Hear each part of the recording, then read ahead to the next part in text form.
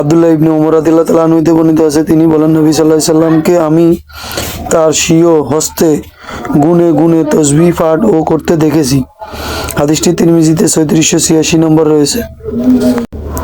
আনাস রাদিয়াল্লাহু তাআলা আনহু হতে বর্ণিত আছে, নবী সাল্লাল্লাহু আলাইহি সাল্লাম দোয়া করে বলতেন, হে আল্লাহ, আমি তোমার কাছে আশ্রয় প্রার্থনা করি অলসতা, বার্ধক্য, কাপুরুষতা, কৃপণতা, মাসি ও দজ্জালের পরীক্ষা এবং কবর শাস্তি হইতে। হাদিসটি তিরমিজিতে ৩৬৮৫, সহিহ বুখারী এবং সহিহ মুসলিম রয়েছে। আবু দাউদে হাদিসটি ১৩৭৭ রয়েছে। আনাস ইবনে মালিক রাদিয়াল্লাহু তাআলা আনহু হতে বর্ণিত আছে, নবী সাল্লাল্লাহু আলাইহি সাল্লাম এক রোগ আক্রান্ত লোকের খোঁজ খবর নিতে গিয়ে দেখেন যে সেই রোগে জর্জরিত হয়ে একেবারে সুড়োই পাখির বাচ্চার ন্যায় ক্ষীণ হয়ে গেছে। তিনি তাকে বললেন, রোগ মুক্তির জন্য তুমি কি আল্লাহ তাআলার নিকট ও দোয়া করনি? তুমি কি ও তোমার প্রভুর কাছে শান্তি এবং সুস্থতা কামনা করনি? সে বলল, আমি বলেছিলাম, হে আল্লাহ, আমাকে তুমি আখিরাতে যে ও শাস্তি দিবা তা এই দুনিয়াতে আগে ভাগে দিয়ে দাও। নবী সাল্লাল্লাহু আলাইহি সাল্লাম বললেন, সুবহানাল্লাহ, তা সহ্য করার মতো শক্তি ও সামর্থ্য তোমার কোনটাই নেই। তুমি এইভাবে কি ও বলতে পারলে না, হে আল্লাহ, দুনিয়াতে এবং আমাদেরকে মঙ্গল দান করো, আখিরাতে মঙ্গল দান করো এবং জাহান্নামের অগ্নি হইতে আমাদেরকে হেফাজত করো। হাদিসটি সহিহ তিরমিজিতে ৩৬৮৭ নম্বর রয়েছে।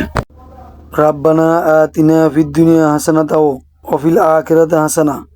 এই আয়াতের ব্যাখ্যায় হাসান রহমতুল্লাহ আলাইহি বলেন, দুনিয়ার কল্যাণ হলো জ্ঞান ও ইবাদত, আখিরাতের কল্যাণ হলো জান্নাত। হাদিসটি তিরমিজিতে ৩৬৮৮তে রয়েছে। তাফসীর তাবারীতে ২০৫ নম্বর রয়েছে।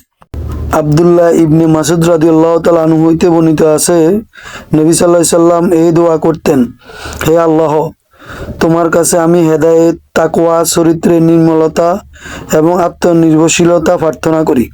হাদিসটি তিরমিজিতে ৩৬৮৯, ইবনে মাজাতে ৩৮৩২, সহিহ মুসলিমে রয়েছে। ফাজালা ইবনে ওবাইদ রাদিয়াল্লাহু তাআলা আনহু হতে বর্ণিত আছে, তিনি বলেন, একদিন রাসূল সাল্লাল্লাহু আলাইহি সাল্লাম মসজিদে বসা অবস্থায় ছিলেন। সেই সময় জনৈক লোক মসজিদে প্রবেশ করে নামাজ আদায় করল। তারপর বলল, হে আল্লাহ, আমাকে ক্ষমা করে দাও এবং আমার প্রতি দয়া করো। রাসূল সাল্লাল্লাহু আলাইহি সাল্লাম বললেন, হে নামাজি, তুমি তো তড়িঘড়ি করলে। যখন তুমি নামাজ শেষ করে বসবে, সেই সময় শুরুতেই আল্লাহ তাআলার যথা উপযুক্ত প্রশংসা করবে এবং আমার উপর দুরূদ শরীফ বা সালাম প্রেরণ করবে।